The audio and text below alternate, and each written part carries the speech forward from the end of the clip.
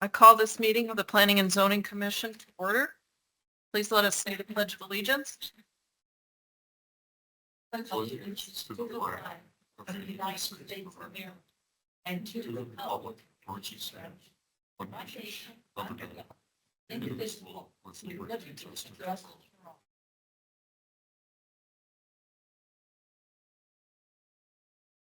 Thank you very much.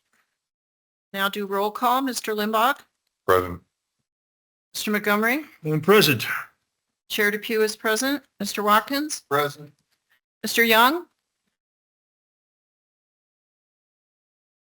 Mr. Young with us? Mr. Young, are you on the line?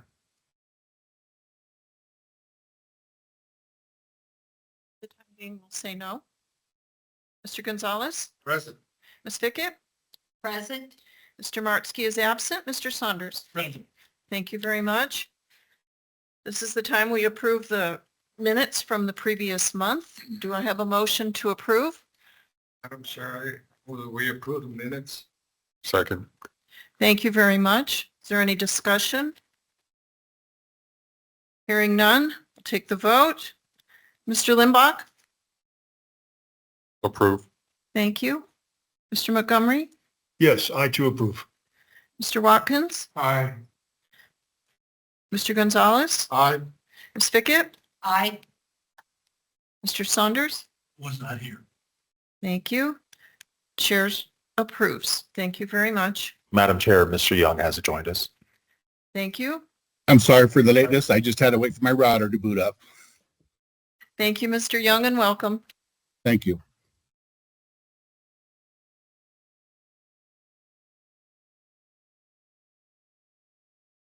This is a time for call to public pursuant to ARS Section 38-431-01H. This is an opportunity for the public to comment. Individuals are invited to address the commission on any issue within the commission's jurisdiction. Since commissioners may not discuss items that are not specifically identified on this agenda, commission action taken as a result of public comment will be limited to directing staff to study the matter, responding to any criticism, or scheduling the matter for further consideration and decision at a later date. Do we have any public speakers tonight? No, Madam Chair. There's a lady. Ma'am, are you here on an item listed on our agenda? All right, would you check in with staff and make sure that you filled out your form? We'll call on you when that item comes up. It's time for the ground rules. Welcome to this meeting of the Planning and Zoning Commission. There are a few ground rules. Please turn off cell phones or silence ringers. Also, please be polite to other stakeholders. No applause, no booing, no cheering. If you are attending in person and wish to speak, fill out a speaker information form and give to planning staff before the start of the meeting. Forms are on the table next to the door. The commission chair will call you at the appropriate time. If you are attending online and wish to speak, raise your hand in the Teams chat and provide your name, address, and agenda item number you would like to address. The commission chair will call you at the appropriate time. Your microphone will otherwise remain muted. In-person speakers must come to the podium when called by the commission chair. Use the microphone to capture your comments. Each elected county supervisor appoints 3 commissioners to staggered 4-year terms. Up to 3 commissioners are from cities. At least 6 commissioners are from unincorporated areas. A commissioner's service is pro bono. A quorum is 5 commissioners. Special use dockets are approved by the commission. A majority vote passes a motion. A tie vote triggers a rehearing at the next meeting. Appeals of special use decisions are heard by the Board of Supervisors. Appeal procedures can be found on the county's website. For additional assistance, contact the case planner. For other docket decisions than special use result in a recommendation forwarded by the commission to the Board of Supervisors. A majority vote passes a motion. A tie vote fails. To voice an opinion regarding a recommendation, you may attend the Board of Supervisors public hearing. We observe the following time limits. Each speaker is limited to 5 minutes for call to public, 10 minutes for applicant statements, 5 minutes for supporters or those opposed, and 5 minutes for applicant rebuttal.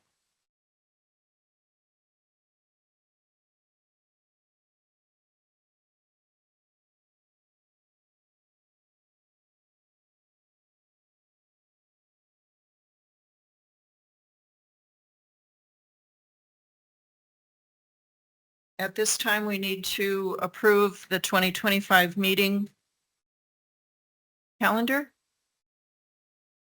Do we need a motion for that, staff? Is that how we do that? Would someone like to make a motion to approve this calendar? Have you all had a chance to look at it? Madam Chair, I move that we approve the calendar for the 2025 meeting. Thank you. A second. Second. Thank you very much. We'll do a roll call vote for the calendar. Mr. Limbach? Aye. Mr. Montgomery? I vote aye, but I did want to mention that we can amend that if necessary at some time in the future, right? Am I right?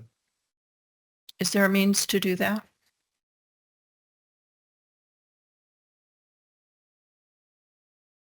I'll plan it. Something to. Thank you. Yeah. Emergencies, Mr. Montgomery, I think we'd respond to. Chair votes aye on the calendar. Mr. Watkins? Aye. Mr. Young? Aye. Mr. Gonzalez? Aye. Ms. Fickett? Aye. Mr. Martsky is absent. Thank you. Mr. Saunders? Aye. Calendar is approved. Thank you, staff. Oh, People on down there. he's gambling at the casino. Oops. Didn't go well. We now move to our docket items. RZ 24-19 Primrose Street. Applicant requests rezoning of R36 to R9. Applicant is Bramhall Investments, Mr. Trenberth. Thank you very much. Mr. Taylor, your presentation, please. Thank you, Madam Chair. This is the staff presentation for docket RZ 24-19. An applicant initiated request to rezone property from R36 to R9. The applicant is Tristan Trenberth. The property is located at Primrose Street and Lincoln Avenue near Douglas. APN 410074227B. Again, the current zoning is R36. The proposed zoning is R9. Comprehensive plan designation is developing, and this is in the property is in growth area B. The property is currently undeveloped, and the proposed use is a manufactured subdivision. The property is located approximately 1/2 mile east of Highway 80 and the city of Douglas jurisdictional boundary. The parcel is zoned again R36, as are many surrounding parcels.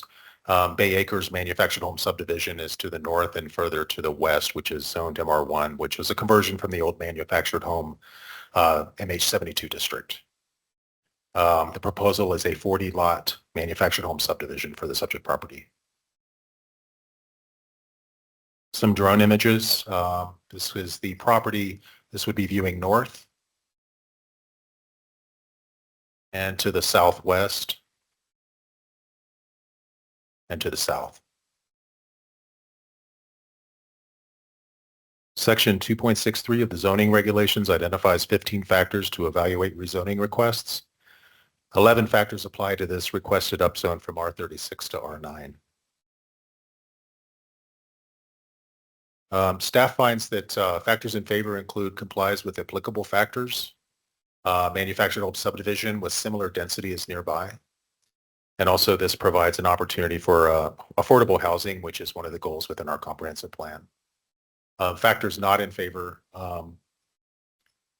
the property is adjacent to some larger residential lots of 4 or 5 or more acres with single-family site-built residents. And staff has received opposition from nearby property owners. So staff executed public notification between 23 and 25 October. The applicant did mail neighborhood letters on 22 August prior to filing their application. Staff mailed 70 notices to property owners within 500 feet Staff received 3 written responses in opposition and 1 in favor. Madam Chair and Commissioners, this concludes staff's presentation of docket RZ 2419. We are available for the Commission's questions and the applicant is present. Thank you, Mr. Taylor. This is the time for the applicant statement. Mr. Trenberth, you have 10 minutes. Please speak into the microphone and give us your name and address first. Sure. Is this microphone on? Can they hear me on the call? The light is on. Sorry? Okay. Oh, here we go. My name's Tristan Trenberth. My address is 2040 South Alma School Road, Chandler, Arizona, Suite 1-195. What was the other information you asked for? That's sufficient. Thank you. We were approached with a piece of land. Somebody offered this to us to look at an affordable housing solution for the county. We're aware that there's a development in progress, early stages with the port of entry, and we're looking to provide some opportunity for homes for local residents, incoming maybe staff for the port of entry, those people work in the construction projects, and just providing more accommodation in the area. We've done a review of available housing in the area. There doesn't seem to be a very large inventory. And we're just really looking to provide some more opportunity for some newer inventory, brand new inventory that we can provide for the county and the residents, of the nearby city. Did you have a PowerPoint? I'm sorry, yes, we do. So our PowerPoint here just outlines myself and Adam, my partner, are both present here today. Just a little overview, if anybody wished to look at any of those. Just similar, identifying the area in which, this isn't obviously 80 acres, but it's the area in which the port of entry is being developed. It's about 15 minutes drive, as we've shown today, from the smaller yellow area up in, which is the subject property. You could go to the next one, please. Thank you. We've got US Border Patrol within 2 minutes drive of one of their offices and facilities. We have the fire district also outlined in yellow on the left and the subject property outlined in right. And obviously the Bay Acres community, we have about 400 lots with the previous zoning, which was obviously manufactured or mobile homes more so from, several decades ago.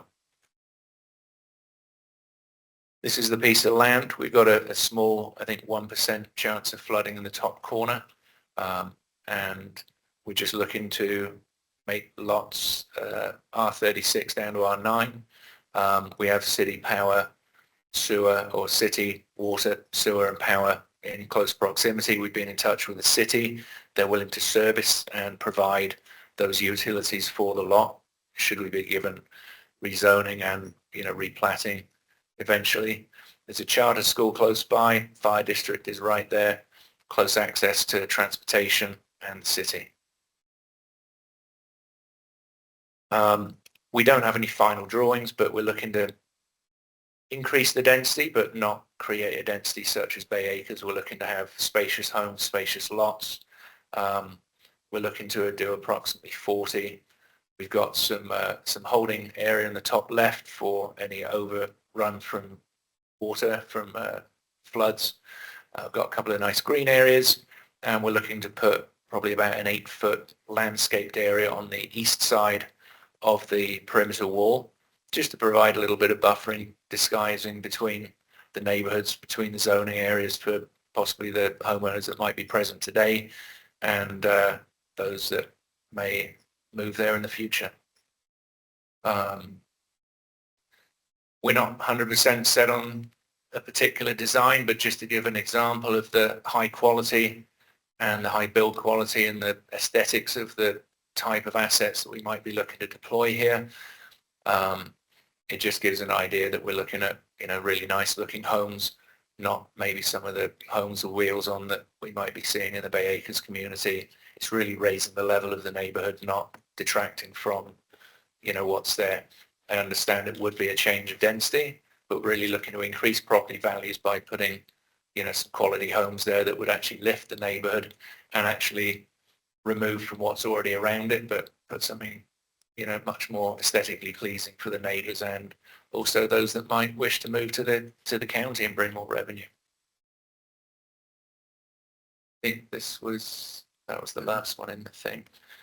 Were there any questions that, I'm not sure the protocol, but were there? We may call you back. Thank you. Thank you, Okay. sir. Thank you. I now declare the public hearing open. I do have one request to speak. Robert and Cynthia Haostek. Thank you. Name and address, please, before you begin. You have 5 minutes. I'm here to express my strong opposition to the Cochise County rezoning application RZ 2419 submitted by Bram Hall Investments. Here's why. Since the late 1950s, I've watched out-of-county, out-of-state companies come into Cochise County and attempt to make money by doing what's euphemistically called development. Bram Hall Investments wants your permission to squeeze, well, according to that, they're planning on 40, but they could, with your permission, squeeze 70 or so mobile homes into 15 acres. That would happen adjacent to Bay Acres. Having observed the development of Bay Acres over the years, I can only shudder. Bay Acres started up in the early 1970s, and the development company provided reassurances that there would be underground utilities, paved roads, a clubhouse, a swimming pool, and covenants to ensure that the property owners would maintain spiffy lots. Development started with bulldozers scraping off grass and brush and backhoes digging in ditches, which utility pipes were laid. Then it rained. With no vegetation to stop the runoff, floodwaters filled the utility ditches, floating the pipes away. Repair. The next year, as work was finishing up on the clubhouse and the swimming pool, it rained. Floodwaters, with no vegetation to stop the floodwaters. The swimming pool got flooded, was cracked. Water swept through the clubhouse. Repairs. Initial lot sales did not meet expectations. The development company went bankrupt. All the covenants went away. And the result is Bay Acres now fits the stereotype of a poor mobile home park. Over the years, Bay Acres septic tanks so polluted the ground that an adjacent water well was shut down. That's despite County Supervisor Ann English leading an effort that put together funding that installed a sewer system now connected to the city of Douglas. Which brings me to some questions. I'm assuming that the first so-called development step will be scraping off the grass and vegetation, with no thoughts given to the effects upon wildlife. I can't imagine Mr. Trenbrook, the recent arrival from England, has given much thought about the runoff, or that it will flood my property and home, adjacent properties and homes, and then, irony of ironies, it can flood Bay Acres. Where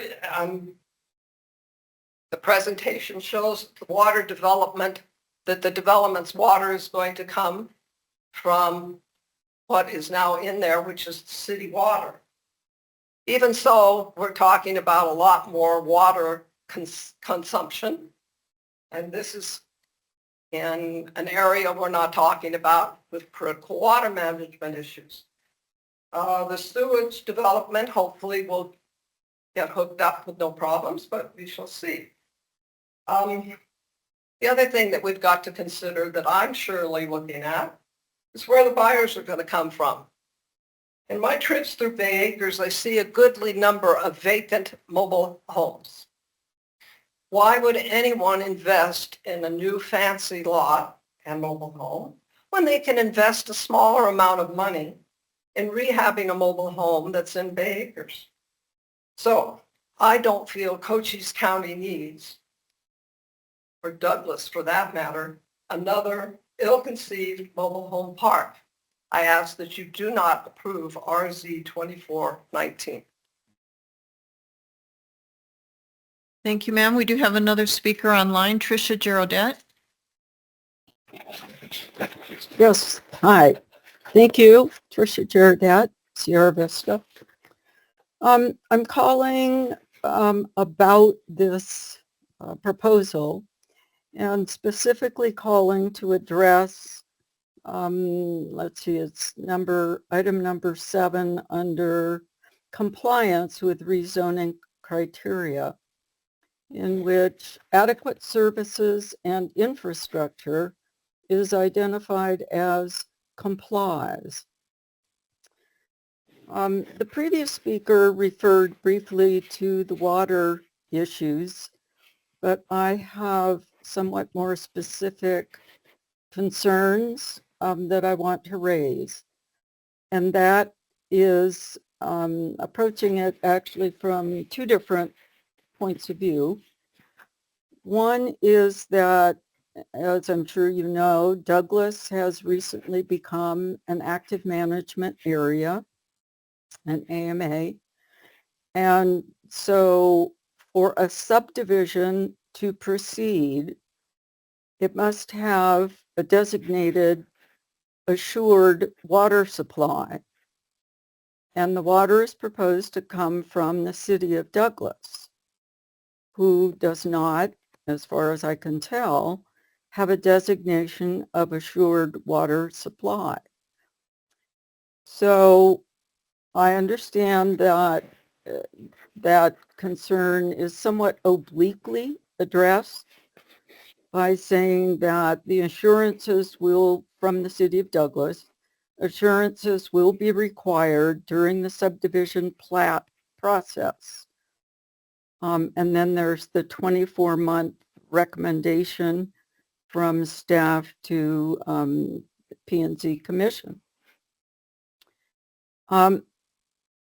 An earlier designation or requirement on water from the city of Douglas is that the entire county is required before a subdivision plat can be recorded, is that there must be an adequate supply of water, which may or may not have a lot of difference between assured and adequate. But the point is that a subdivision must have some designation, assured or adequate, of a water supply. In the city of Douglas. Excuse me. Tricia, our internet has gone down in the hearing room. We lost you after about 1 minute, and we are attempting to reconnect. If you could just give us a minute, and we'll see what we can do to get our internet back up, and then we'll call you back. All right. But for everybody else online, we are on a brief recess. Okay.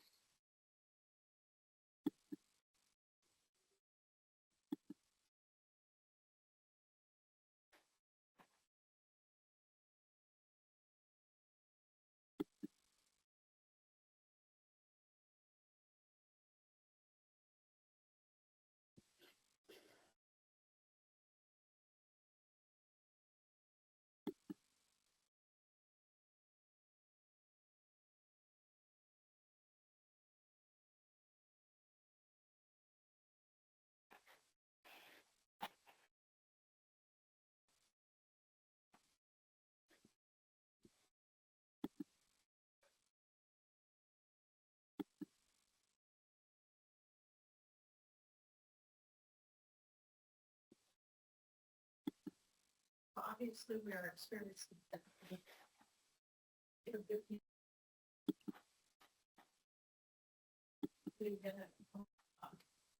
Okay, and for those of you online, if you did not hear that, we are on a 15-minute recess until 4:45, and we'll see you back at that time.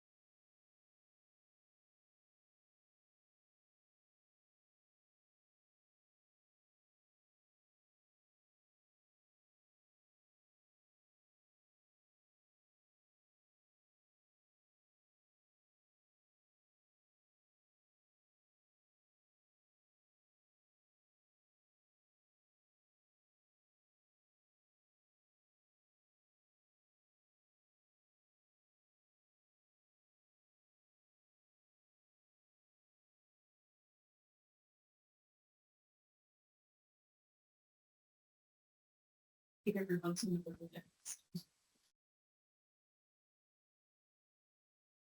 is everybody online? Can you hear me?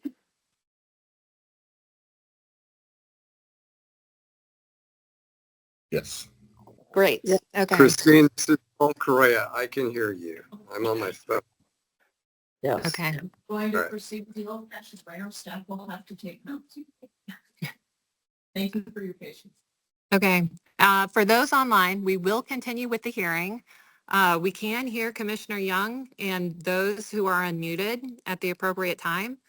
Ms. Tricia Giardet, you were in the middle of providing a statement. If you'd like to start over, I will put my phone to the microphone so that our commission can hear you. And whenever you're ready, go ahead and proceed. All right. Thank you very much. Tricia Jarrett, again, Sierra Vista. I'm calling specifically to comment about the issue of water and water availability for this proposed subdivision. And before the subdivision can proceed, it must have either an adequate water supply or an assured water supply, because Cochise County is a mandatory adequacy designation county. And now that Douglas is an active management area, there's a requirement for an assured water supply. Either or both of those designations need to come from Arizona Department of Water Resources. And to get that assurance, the city of Douglas will need to apply to the Department of Water Resources for an adequacy or assured designation. And that will take some time. They will have to hire hydrologists. They will have to do some testing and do some models, and it will not be quick or easy. And so, although the county staff has identified item number 7 in the what's it called here, the compliance with rezoning criteria, I would propose, suggest, request that not complies is more is a more correct designation. But whether you stick with complies or not complies is not as important to me as getting the information into the record that this subdivision can't proceed without the adequate or assured water supply designation, and the owner, the proposer of this subdivision should be well aware of that and of the risks involved here. And I think that's all I have to say. Thank you. Thank you, Mr. Giardet, for your patience. I'm listening. Is there anyone else online that wishes to speak on this particular item?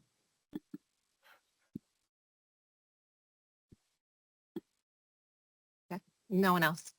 Time for the applicants to follow. 5 minutes. So much. Is that? Thank you for sharing your capacity and all rights taken on board. Then there was a board stage for the land permit. Is that something we should have provided? In that part of subdivision. And absolutely. One that's concerned us that new iteration of which she's been experiencing for many decades. But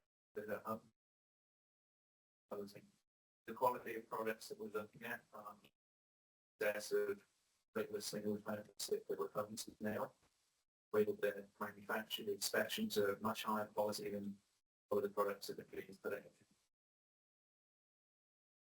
These recent times. Forest flooding, the standards of the county, the standards of construction, and state requirements have changed massively on flood management with water control. Arizona City is another example of we're responsible to find another problem flood not handling surface water well. I don't have the exact answer to that, but once the subdivision process plan gives the big separate issues that I understand through the process, once we get approved for that, I think we'll talk with the experts, learning more about the county's requirements for handling flooding. I'm sure we'll be using laser accurate learning techniques to not just take away bush, just take away dirt, but also build dirt in a way that it's supportive to managing any unexpected or expected water fall from the sky through monsoon and other times in the year when excessive water falls. To take care to make sure we follow the guideline, make sure we build regulations and suggest sea regulations for water.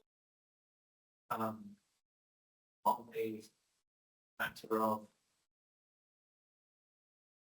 may I ask a question? Just on answer it's about your any other question here concerns that I'm strong thing.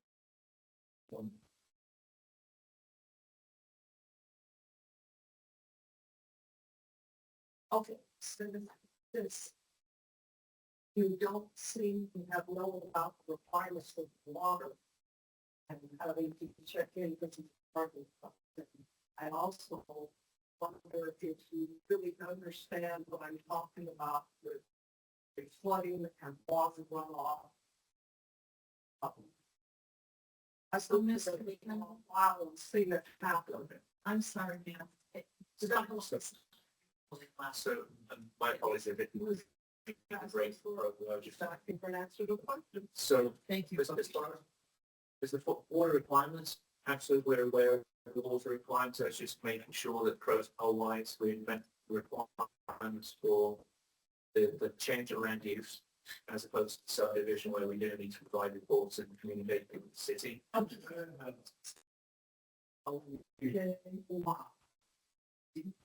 As far as water runoff, yes, we are aware of. I've lived in Arizona since 2005. I'm very aware of monsoons. I'm a storm very aware of definitely aware of the urgent, need to deal with water as it comes quickly. That's something that each jurisdiction has its own rules on. Maricopa is very different from it. It's different from so at that stage of the process.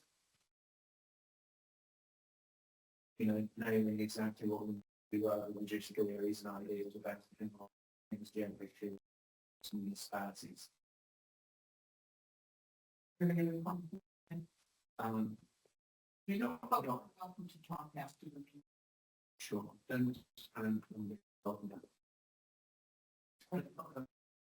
thank you.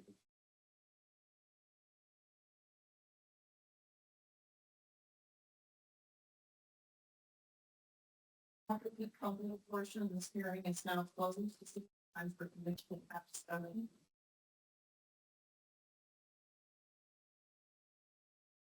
Take a breath and ask you for your questions of staff or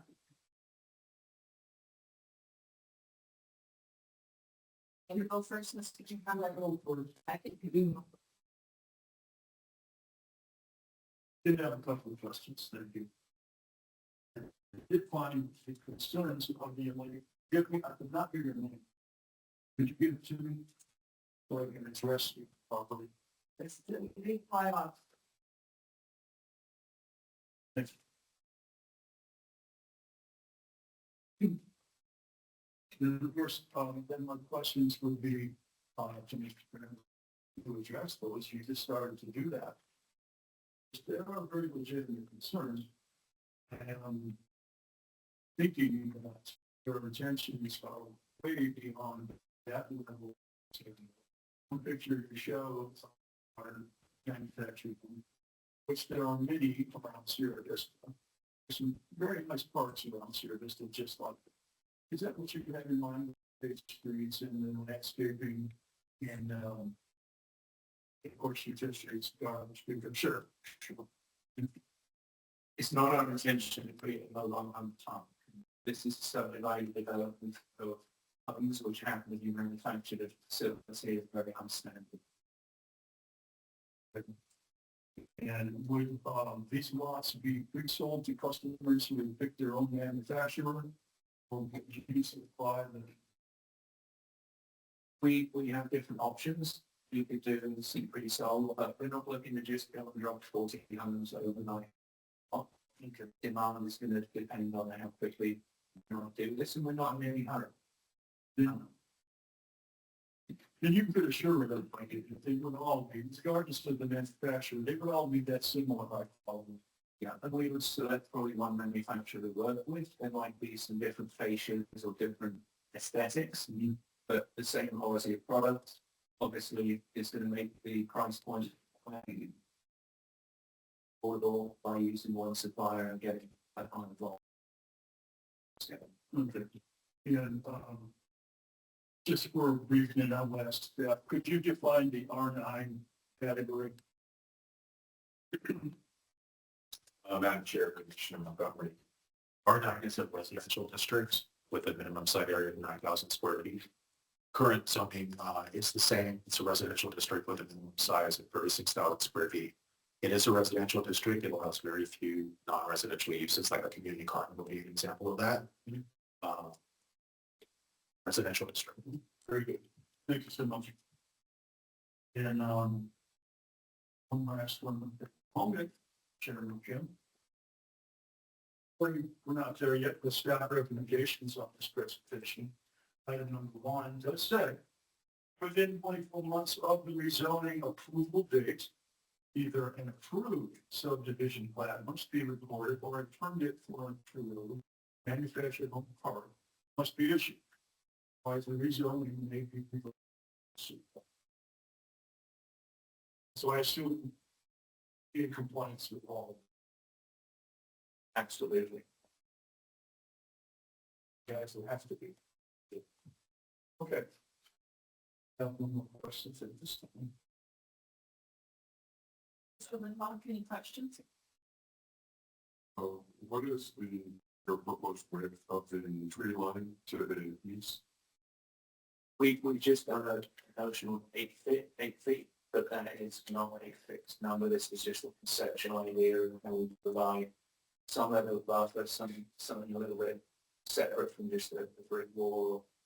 I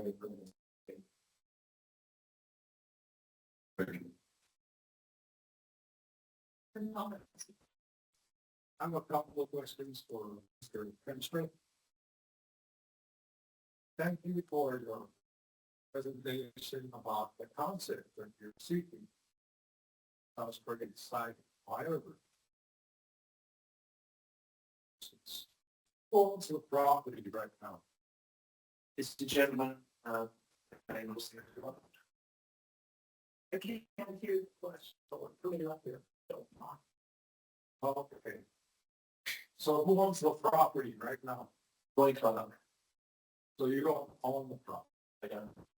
But I have his neighbors to video and make the application because we're interested in developing land. His friends approached us with the land and said, look, my friends live in the same property. You're interested in building something with it to bring the neighbor. You don't have anything ID that says control the land. I'm not the owner. I have a sales contract signed and executed with Sonic Company in escrow with them. Do you have a written agreement or measurable proof of agreement with the city for water? As we hadn't got to that stage, we had a simple conversation with them. Is water supply possible from city as it's on the border of another supplied area.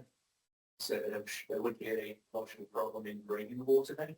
We haven't had a conversation on capacity to supply and the term use, I think, was, the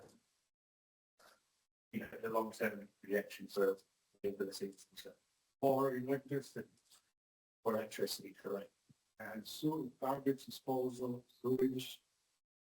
The conversation we had, again, not documented or in writing, but we can provide all those services to a project and then So at this point, it's very much conceptual. absolutely. The other thing that bothers me is that that area you're talking about was 48 acres. It's in the middle of a little drainage. And in the past, have been known since like have water go right through your subdivision. Well, but that area spill over into city property across the road.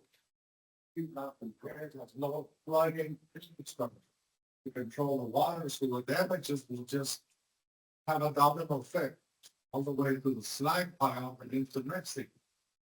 So when you concentrate water, you're giving it a lot of pressure. And it causes a lot of damage, and the repairs will be very costly. The other part that concerns me is that Resources. Germans. records have been all the little people.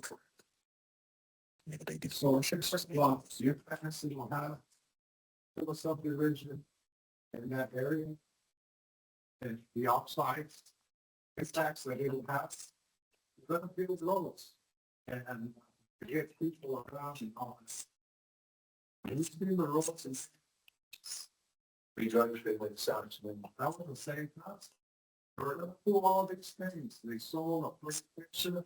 They ended up with what they now have. Other issue that concerns is when you build this subdivision, when it's like still goes the start. What's gonna happen to the transit, to the people, the age?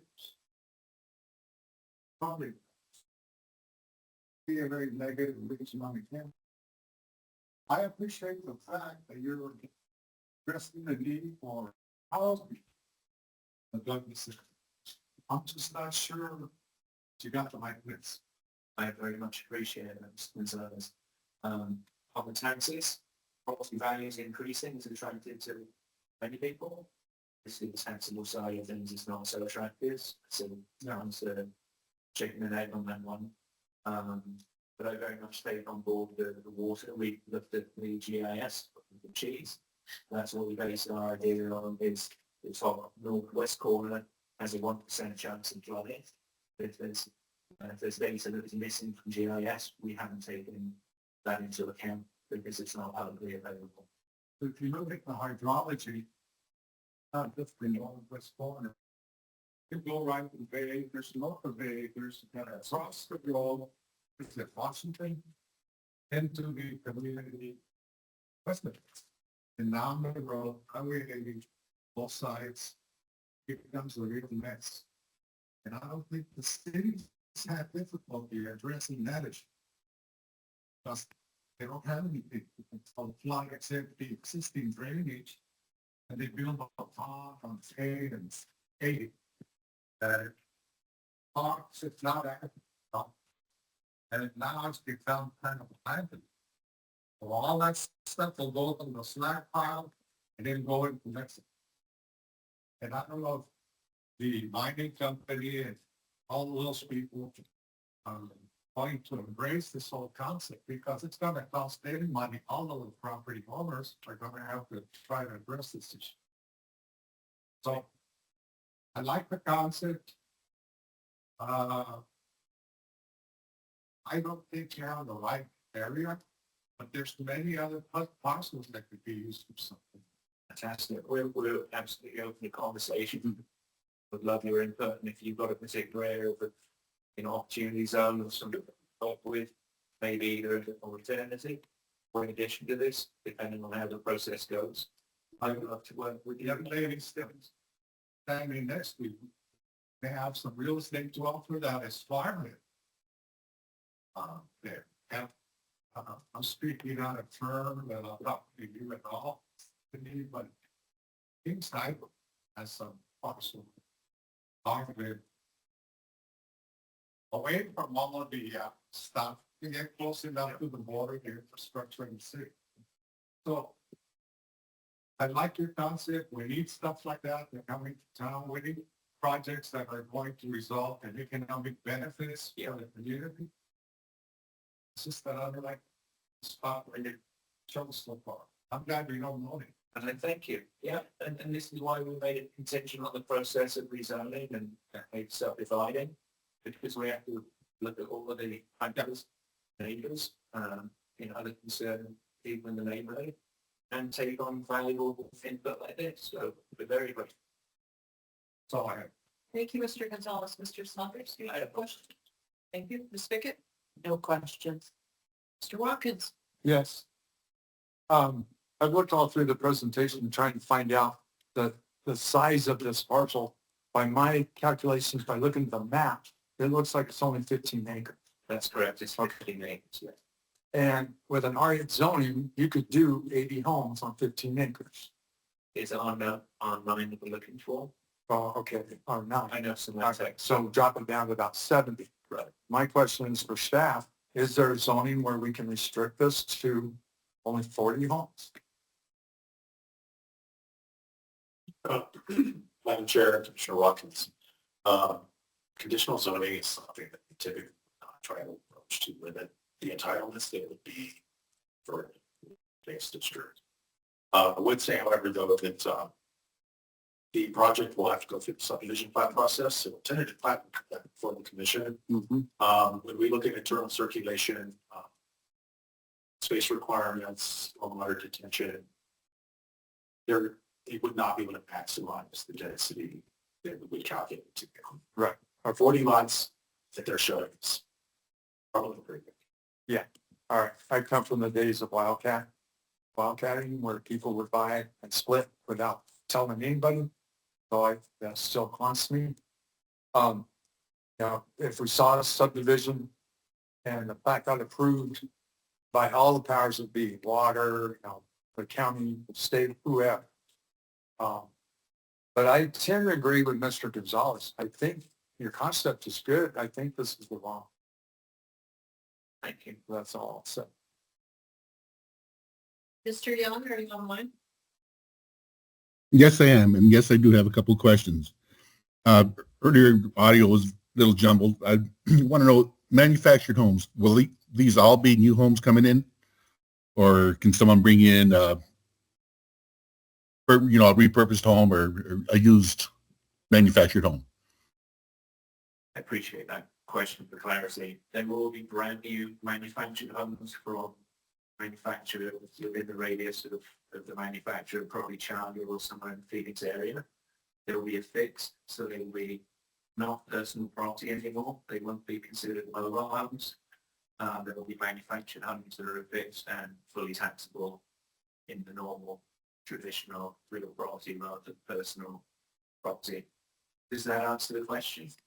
Yes, that does answer that question. Another concern of mine is sewer and water. The mains, I believe, just come up to Primrose.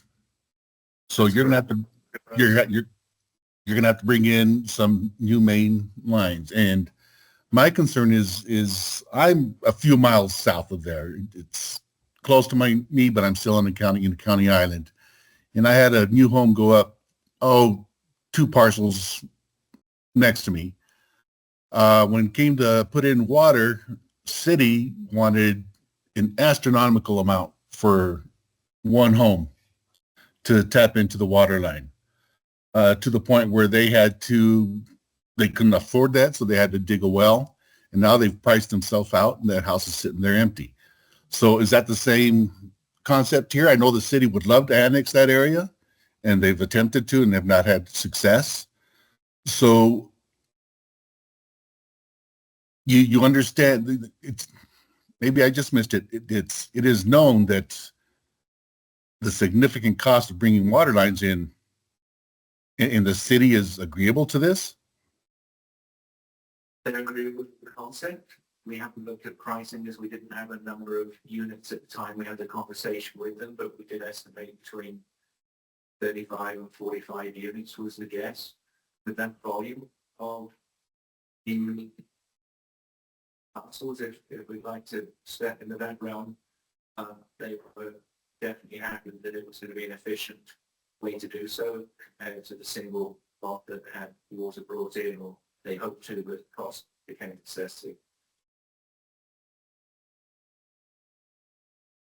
Thank you.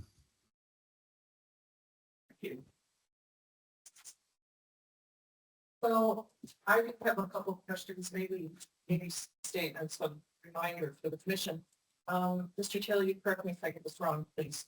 You can now put 15 homes on that parcel as it's zoned, always could, and still can, correct? So 15 homes is bound to go in there at R36 anyway. You did state they're going to be sold. Will you put any conditions on them as to whether they can be rentals or not? Well, we're open to the fact that maybe the port of entry project may need some rentals in the shorter term to bring quality tenants in. And it might be the federal government might be contracts for housing for maybe 2 years to 3 years of building, and then bring agents in that might be able to rent and then buy the homes that they move into. So we're open to a mixture of rental, purchase, or maybe all purchase.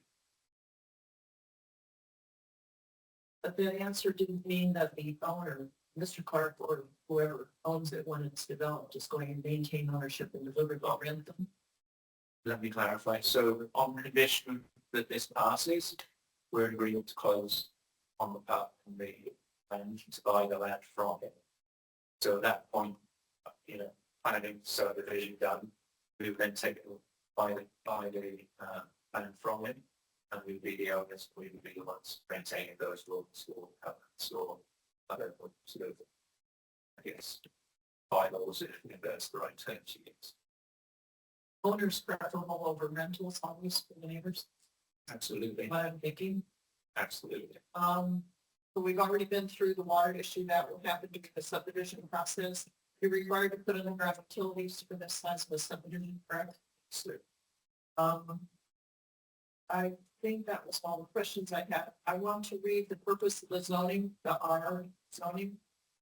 Districts are established to achieve the following purposes: to provide an area for families living at a variety of low to medium densities, to provide an area where single household dwellings, rehabilitated mobile homes, and manufactured homes can all exist.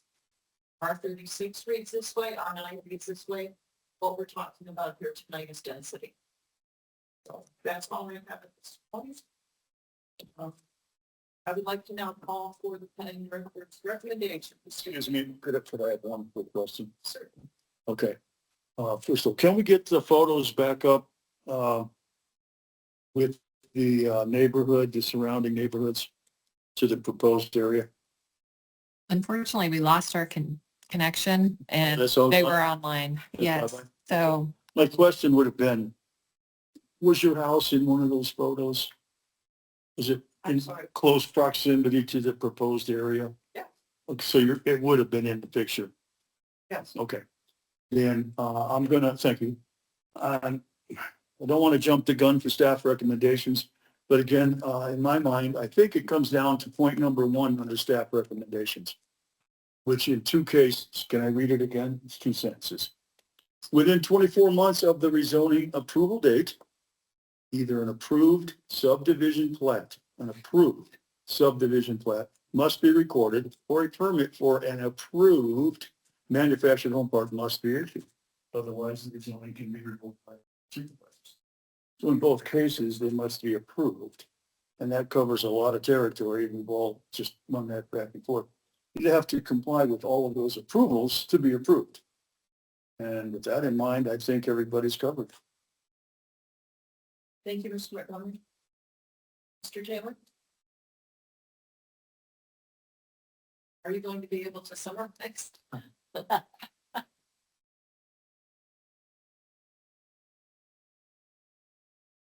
Thank you, Madam Chair. Based on the factors in favor of approval, staff recommends forwarding docket RZB 2419 to the Board of Supervisors with a following condition of approval. Within 24 months of the rezoning approval date, either an approved subdivision plat must be recorded or determined for an approved manufactured home park must be issued. Otherwise, the rezoning may be revoked by the Board of Supervisors. Thank you, Madam Chair. Thank you. At this time, I would like to call for the motion. Someone read it? Madam Chair.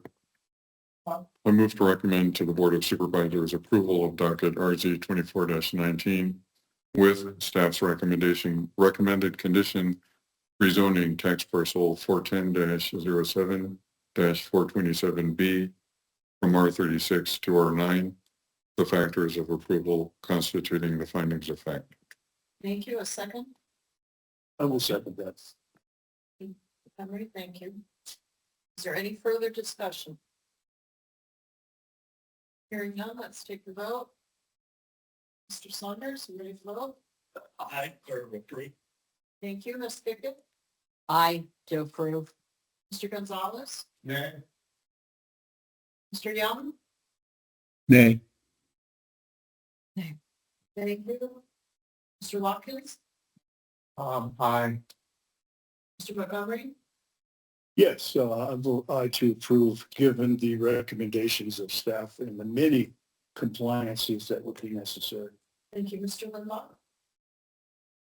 No, based on the flooding concerns expressed by the neighbor that has lived there and observed the issues. Thank you. Mr. Young, did you want to quantify your no? Same reason, plus I'm very concerned about the water. Thank you.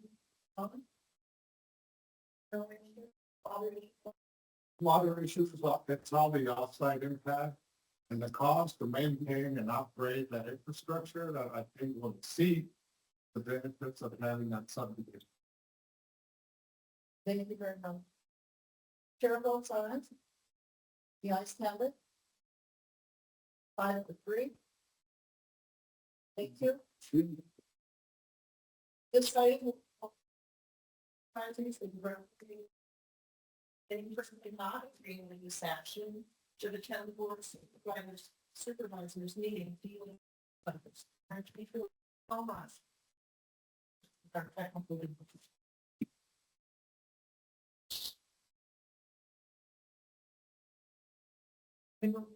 RC 24-21. His Road in Fort Grant. Anthony Peters. Thank you, sir, for your patience, especially. Mr. Taylor? Thank you, Madam Chair and Commissioners. This is the staff presentation for docket R 2421. An applicant initiated a zoning request to downzone property from R36 to RU2. The applicant is Anthony Peters. The property is located at Fort Grant and Taylor Roads. That would be Abraham 202288028. Again, the current zoning is R36 and the proposed zoning is RU2. Land designation is developing and the property is located for repairs and heating. Property is currently developed. Use of the properties for allowed. The property is located approximately 3/4 of a mile west of Wilcox. So it's surrounded by other parcels in R36 and totals approximately 11 acres. If you're looking at the images, there are some drone images of the property showing its location at Taylor Road and Fort Grant Road. The applicant has showed a site plan.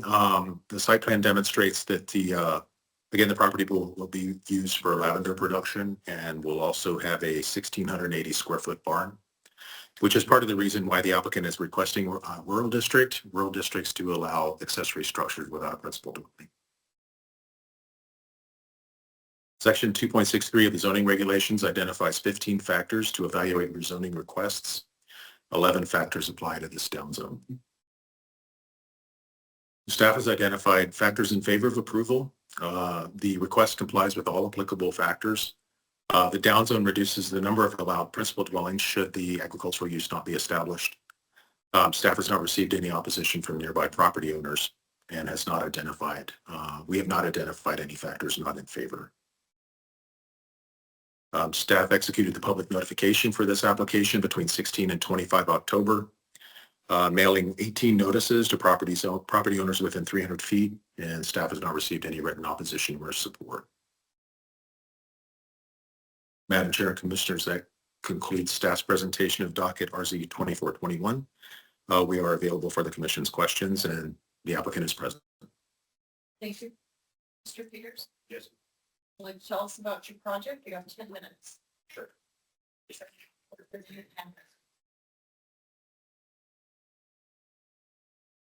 My name is Anthony Peters. Address is 731 North Taylor Road, Wilcox, Arizona. It's a small project. We're going to be building a 40 by 42 barn for drying. We run lavender on the property. We currently do have a well. It is run by solar power. And water used for the type of lavender that we are growing is drought tolerant. So very minimal water effect on the water table. On our property, 731 here. You know, exactly what grows well, but the amount of water and the amount of water. Everything. Thank you. Thank you. Thank you very much. I want to sit closer in case we've got questions in a minute. Okay. You have anyone online? Speak on this issue. I do not think so. Is there anyone online that wishes to speak on this issue? No.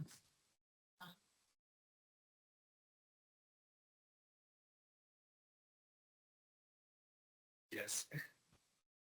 Public hearing is closed. This is the time for commission discussion, questions of applicant or staff. Anyone?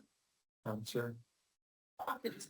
I assume you're aware of ADWR's move to do an AMA in the Wilcox Basin. That is correct, and I will be attending that meeting. Okay. One of the rules, we just went through it with the Douglas one. One of the rules is any irrigation more than 2 acres, that land had to be irrigated within the last 5 years. If I look into your aerial, that hasn't happened. That is correct. How many acres of lavender are you looking to do? On that parcel, it will most likely be 2 to 3 acres. Okay, I would suggest you keep it at 1.9999. Okay, will do. It's mostly going to be a visual from Fort Grant. Yeah. Well, Because our property is where it's 30 acres. Be doing, it's a lot more acreage left there. Okay, just keep in line the AMA. Yes. It's a painful process. Yeah. That's all I've got. Any other questions? Wallace, anything? Good. Mr. Young? Nope. I do. A couple, it's more for clarification from my understanding. Why are you going to RU2? That's what, 2 acres? yeah, I believe that's because that's what's allowed in that area. Madam Chair and Commissioners, RU2 is consistent with the comprehensive plan designation of that area. All right. And will you have sales and other activities on the site? Do you plan that? No, that would be on our, on the Taylor Road. So you've already established your public contact. Right. That's all I have. That's just, it's a pretty picture. Gotcha. All right, Mr. Taylor, your summary and recommendation, please. Thank you, Madam Chair. Based on the factors in favor of approval, staff recommends forwarding docket RZ 2421 to the Board of Supervisors with a recommendation of approval without special conditions.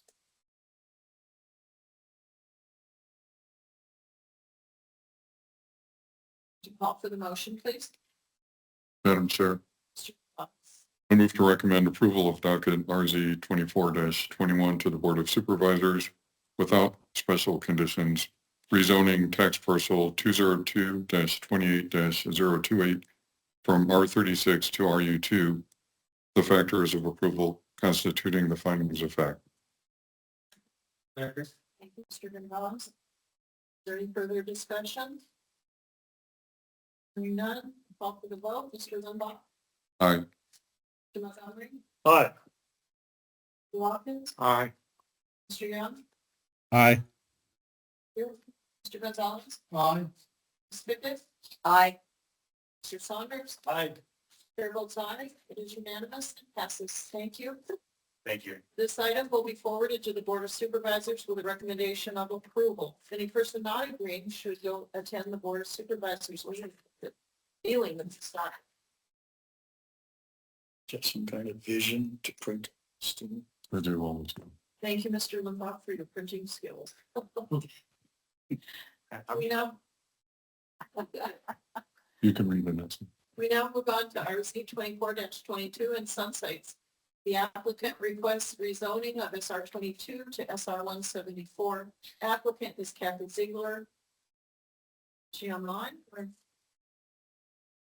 I'm very cool with the calling. We did have someone call me interview, and I changed the number. I'm sure that she still is. This is a down zone, correct? Correct. If you can proceed to report, please. Thank you, Madam Chair, Commissioners. This is the staff presentation for docket RC 2422. An applicant initiated a rezoning request to downzone property from SR 22 to SR 174. Again, the applicant is Kathy Ziegler. The property is located at Sunsites Unit 4 at Fargo Street and Sydney Road between AP and 116-18085C. Current zoning again is SR 22. Proposed zoning is SR 174. Property is located within growth area D. Existing use of the property is undeveloped, and the proposed use is single-family residential utilizing the county's zone board. The property is located approximately 1.5 miles west of Highway 191. The parcels were combined in 2010 to meet the minimum 4-acre requirement to participate in the board by a previous owner. We do have a couple of aerials, drone images showing the subject property. It's pretty much by itself. The nearest other property is several hundred feet away. The property owner did provide a site plan demonstrating an intent to develop the property as a residential property. Section 2.63 of the zoning regulations identifies 15 factors to evaluate zoning requests. 9 factors apply to this down zone. And with most down zones, the factors in favor of approval are pretty much the same. In this case, they comply, the application complies with all applicable factors. The request is compatible with a low density residential development pattern area. Downzone would also reduce the number of allowed principal dwellings, and staff did not receive any opposition from nearby property owners and has not identified any factors not in favor. Staff executed the public notification process between 16 and 25 of October, mailing 27 notices to owners within 300 feet. Did receive a couple of phone inquiries about what was going on, but nobody responded with any written support or opposition. Madam Chair and Commissioners, this concludes staff's presentation of docket RC 2422. We're available for your questions. Thank you very much. Check one more time for the applicant that would wish to speak, please. Is there anyone online, either the applicant or others, that would like to speak on this issue? No. Public hearing closed. Yeah.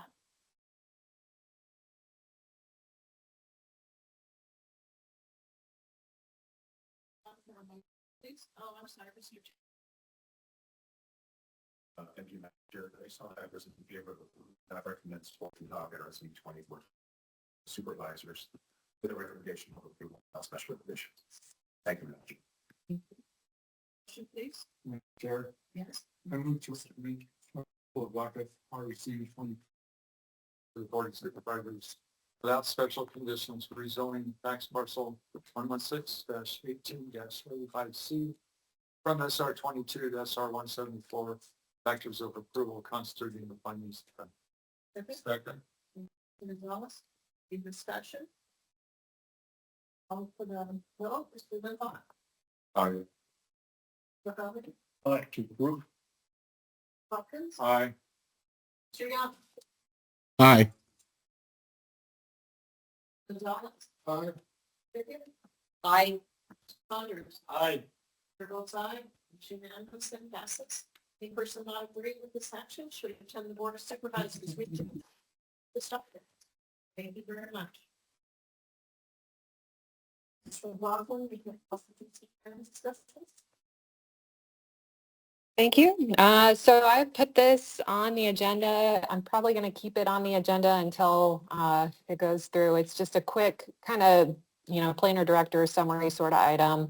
Right now, we're in the public input stage. We scheduled 9 meetings. We've held 3 of them so far, Wilcox, Portal, and Benson. Tomorrow night we'll be in Sunsites. And then next week we'll be in Wachuca City and as well as here again on the 21st. So 14th, 20th, 21st. We're encouraging anybody from the public to attend that can. And of course, you guys are all welcome. Board of Supervisors, anybody that wants to come. It's largely the same presentation because the county is so big and we're going different spots. We don't anticipate seeing the same people over and over again, although that would be fine. So we're not changing it too much. We are refining it as we go, and we're seeing, some topics come up again and again. We have graphics, we have a presentation, we have a lot of handouts. We have all this information online on the project website. We're happy to add even more meetings, but the intent is for the next few weeks until Christmas time. That's kind of the roadshow part where we're going out and talking to the community. And then we'll start drafting the plan. And so that's pretty exciting. We will have a meeting next month, hopefully with power and internet. We'll have 2 down zonings and 1 special use, so not too heavy. We got our calendar up for next year. And then in January, we'll vote on a chair and vice chair. So, and I think a few of you have terms coming up, and that should go before the Board of Supervisors if you'll agree to stay with us. And that's all I have. I got a question. What did the Board of Supervisors do about the Dahlia solar? They upheld your ruling. It was 3-0 in favor of the appeal. No. Have one question. Mr. Johnson, or his opinion? Cool. We're looking at getting a new hearing officer as soon as possible. There's a couple prospects and so that is being looked at, and we're trying to deal with it as quickly as we can, but that was very untimely. Very untimely. What's your 10 spend so far? Usually 10 to 20. Any surprises? So what we've seen, like in Wilcox, a lot of people are concerned about water. And Portal too, that came up, although it's kind of a wide range of issues. In Benson, land use was more of an issue. There were a couple potential rezonings that got pulled actually before they came to you, but they were dealing with potentially heavy industry. And so we heard from those folks near Ocotillo Road. But it's nice to get out and talk to people. It's fun for us, and it'll be interesting to see what the other areas of the county come up with for us. It is a good government. Yeah. Thank you. The rest of the meeting. Hundreds of meetings. And maybe not. It is. It is. Get down soft streets. Mhm. John. Okay. Meeting in church. It's like 5:30. Great.